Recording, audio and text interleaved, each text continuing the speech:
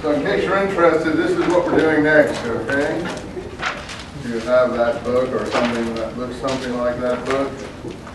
That's what we're going to do.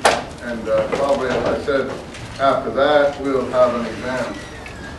But we're not there yet, as you see.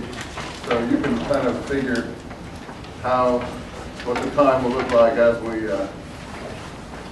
coast up to that time. So plan your work accordingly and pace yourself like that. So let's see if we can go through and dispose of Don Juan here, Don Juan in hell, Don Juan in Sonora. So let's see where we were. We were talking about these AIDS type things, I think. I don't know exactly where we left off, but we were somewhere, let's see. For instance, talking on page 35, the weed is only equal power. I think we went through all of that. Mushrooms on 51. I think we got up to there, didn't we? Somewhere like that? Finish that? Yeah, I'm working up to the expedition into the nowhere, into no man's land. I'm trying to see where we left off here. Well, we're in 53, he's talking about becoming a man of knowledge. So he sees this as an enlightenment process. And I guess that's about where we got to. Defeating 4 natural enemies, whoever these enemies are, this man of knowledge. First he vanquishes fear on 54. Now, it's interesting, if you look at the Bhagavad Gita, which is a handbook of Hindu religious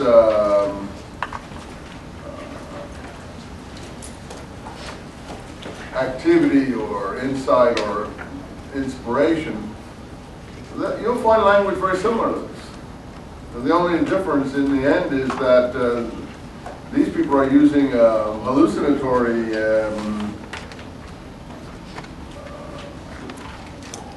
vegetation of different kinds. Nothing from animal life, all from vegetable life, to aid them or to produce this state that they are speaking about. But other than that, I think you'll see that it's very, very similar in terms of what the goals are, which shows something about ancient history of human beings and mankind, or the womankind, or the species of men and women. They're all seem to be looking for the same thing: some power in their own life, some ability to ward off what are looked upon as evil forces, evil spirits, usually sickness, and some ability to bear the situation that they're in and to proceed without fear. So these things are pretty, I think, universal and don't really stop at a border or a given civilization. Talking about the man who is defeated.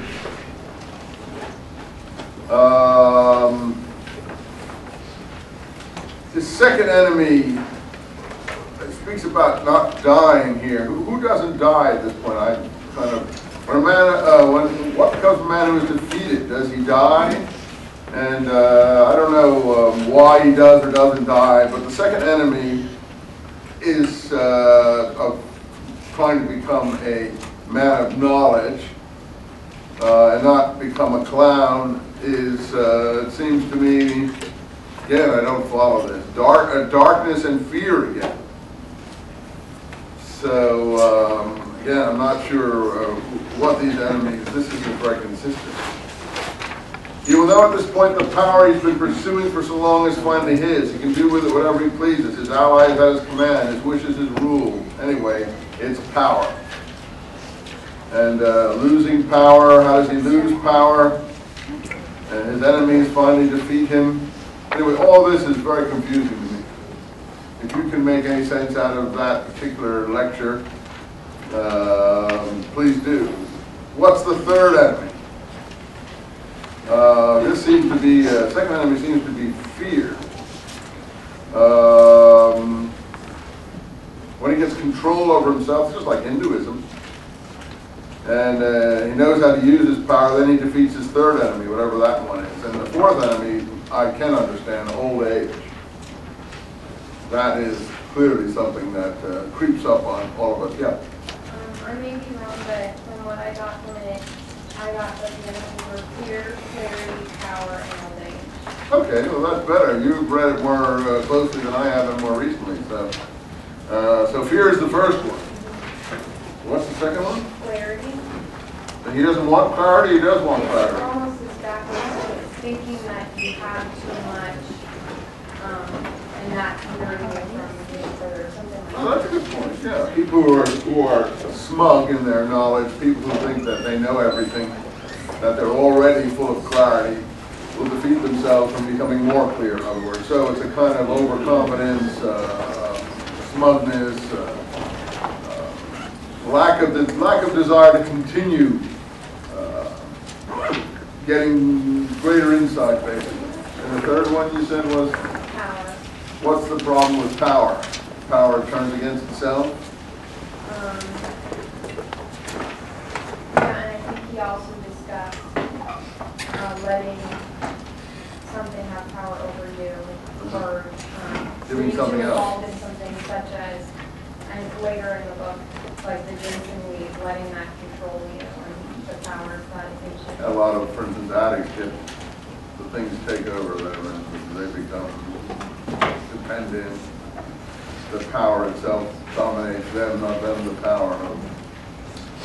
Yeah, well, I think